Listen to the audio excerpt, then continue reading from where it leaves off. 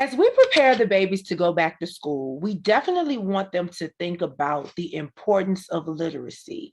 And when we speak about literacy, we want to make sure that we are encompassing reading and writing, not just reading, but reading comprehension, oral and written expression. So this month, we are focusing on our authors, our literary creatives, and their contributions to their respective communities.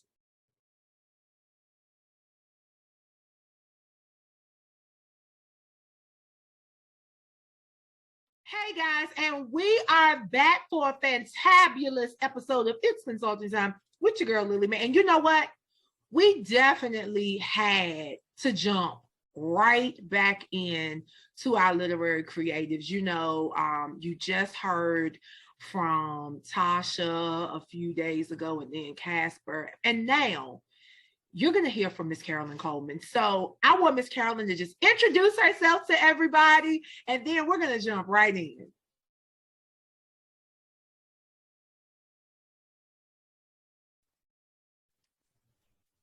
And I'm one of the co-authors of The Breaking Point, an anthology that was just recently released, I guess about a month ago. It's been a whirlwind, and we were number one bestseller on Amazon. So we were very tickled by that, and we were endorsed by Les Brown. Absolutely. I think that when we, were gearing up for these episodes, Leisha talked about that, and she talked about Breaking Point and how it was endorsed. So kudos to you for being a part of that spectacular project. So Miss Carolyn, let's just talk a little bit about writing and what it means to you.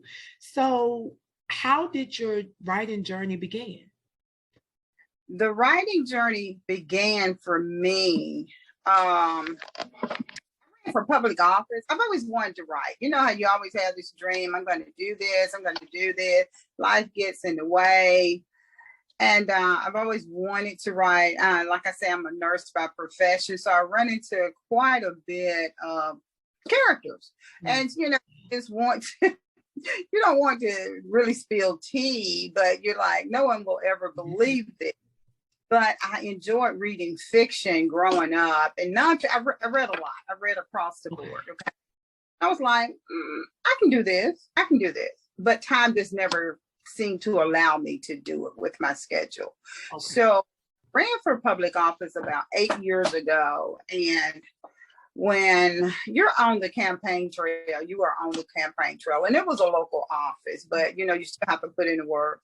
And to de-stress from that day's work, I decided to put pen to paper to, have a healthy outlet. And that is what I did. And I wrote a fiction, and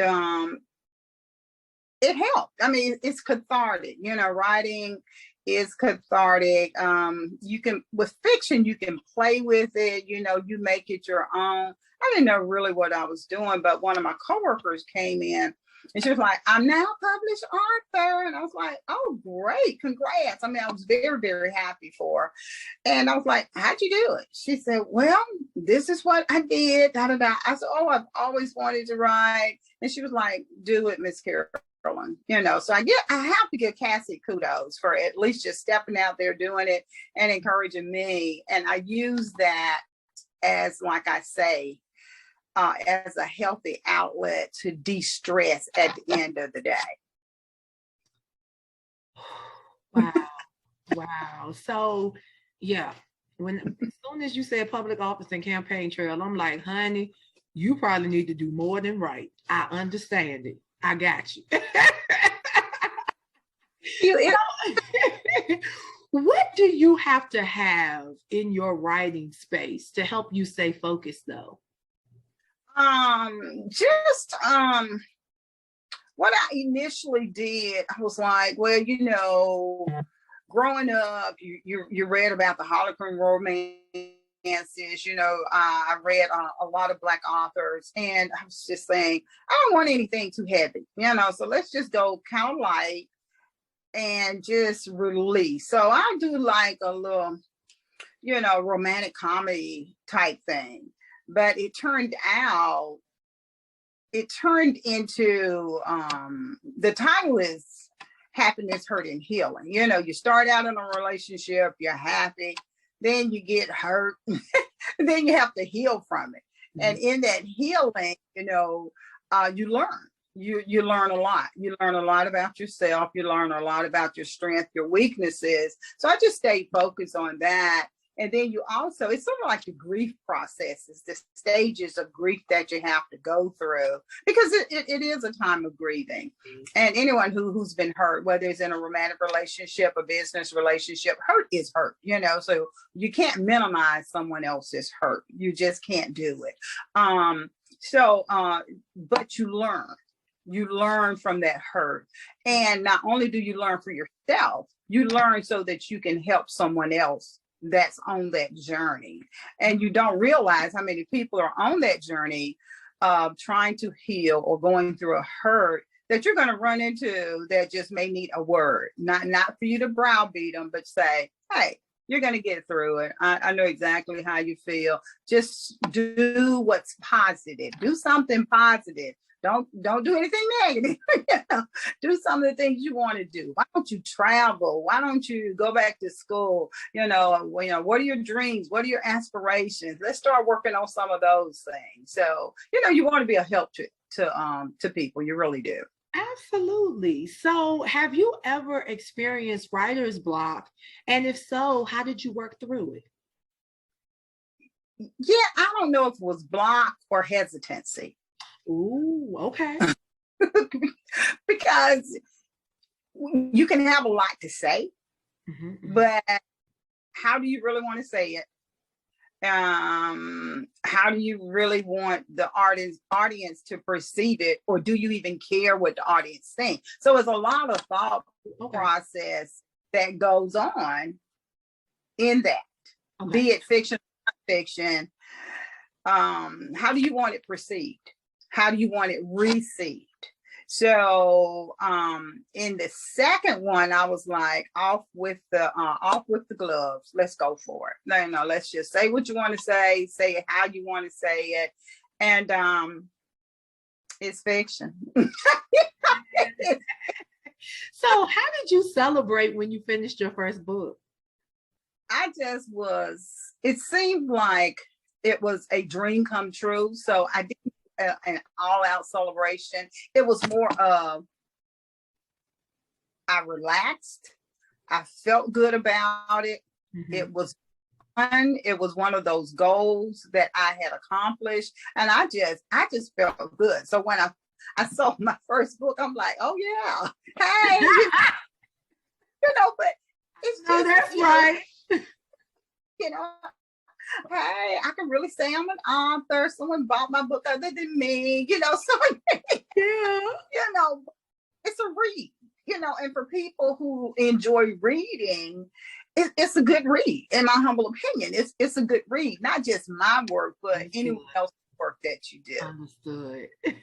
So has writing and publishing a book changed the way you see yourself at all?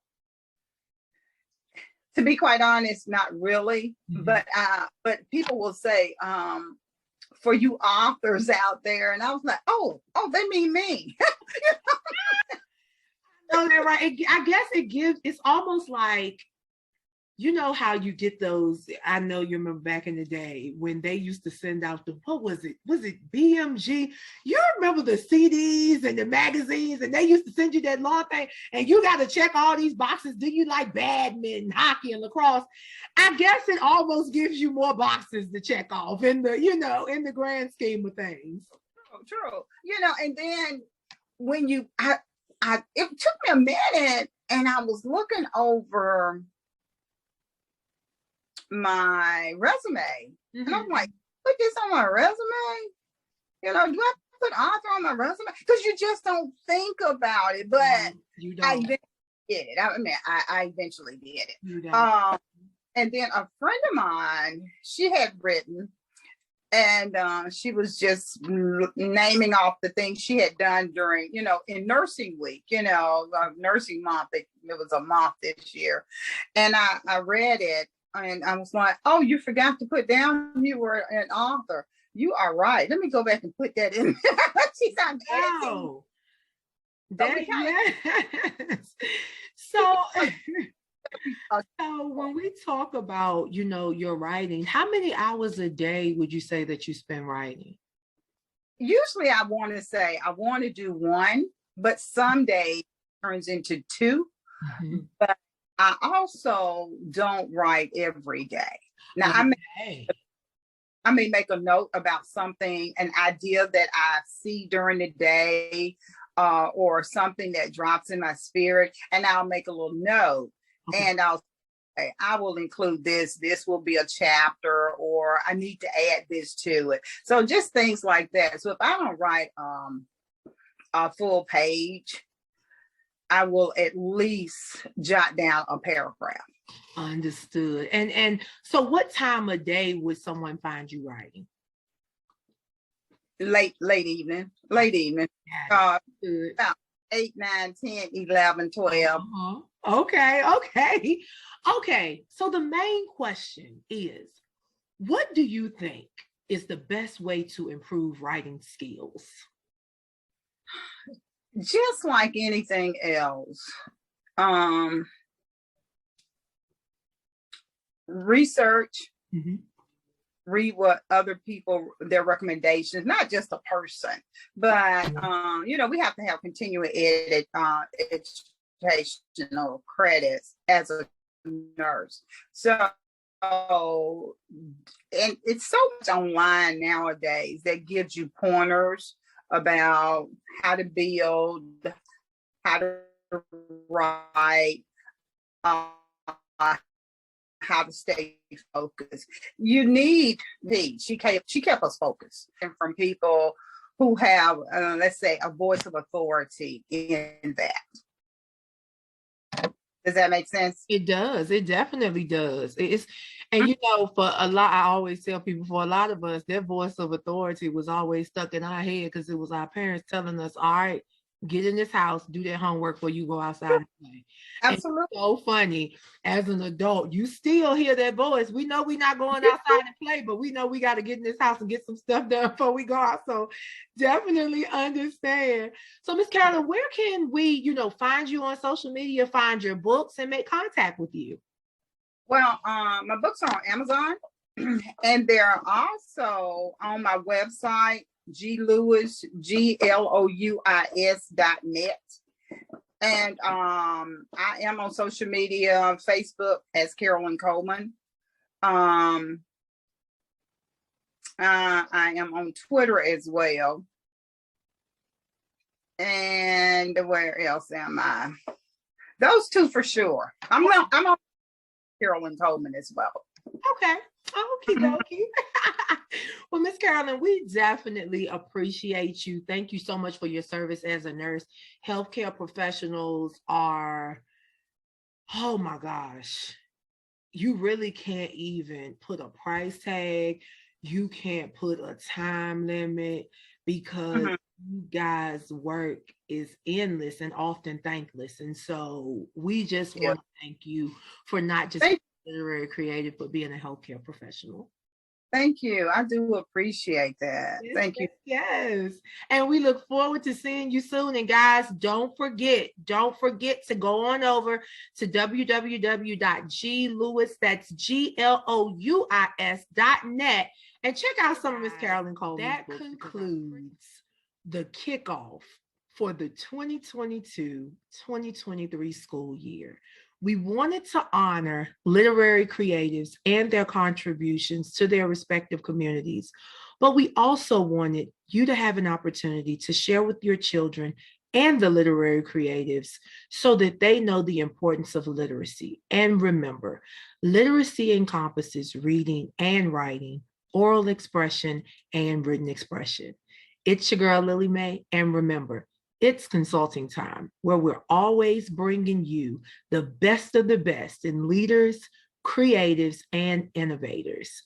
Remember, remember, remember, we're here to bring you joy, jewels, and justice. Bye-bye.